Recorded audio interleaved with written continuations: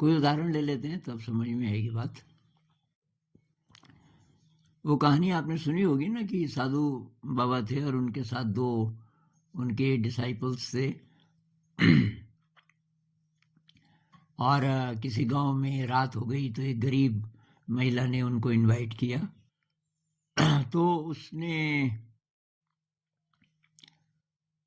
खाने की बात कही तो गुरुजी ने बोला कि ऐसा करो, उसकी हालत देखी घर की कि अब मेरा तो आज व्रत है, मैं तो कुछ नहीं खाऊंगा। तो उसके पास 1 गिलास दूध था जो उसने अपने बच्चों के लिए रखा था। उसके शायद 2 बच्चे थे, तो उसने वो 2 एक जैसे गिलास थे और आधा आधा दोनों गिलास आधे आधे भरे और उनको दे दिए।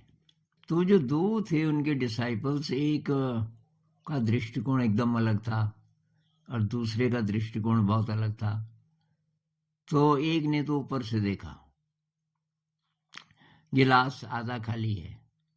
अब ये फैक्ट है, गिलास एक्चुअली आधा खाली है, लेकिन अब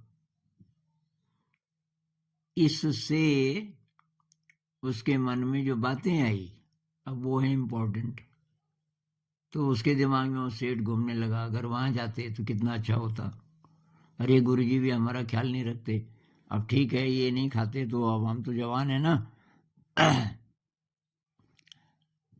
अब कम से कम एक गिलास पूरा दूध होता तो भी चलता, आधा खाली है। और वो असंतुष्ट रहा, उसको ठीक से नींद नहीं आई, बार बार करवट लेता रहा रात को। ये जो दूसरा था उसने घर की हालत देख ली थी, संवेदनशील था, वो समझ गया ये दूध बच्चों के लिए रहा होगा। आज ये जो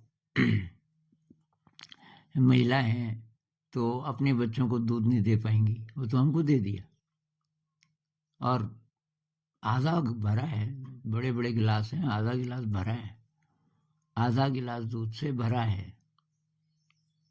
अब वो एक एक घूंट को अमृत की तरह पीने लगा। तो ये दूसरा दृष्टिकोण है। दृष्टिकोण कह लो, इंटरप्रिटेशन कह लो, तो दृष्टिकोण वही तो है ना।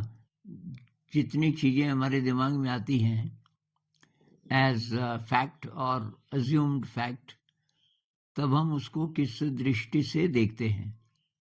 तो एक एक घूंट अमृत और उसको बहुत अच्छी नींद आई।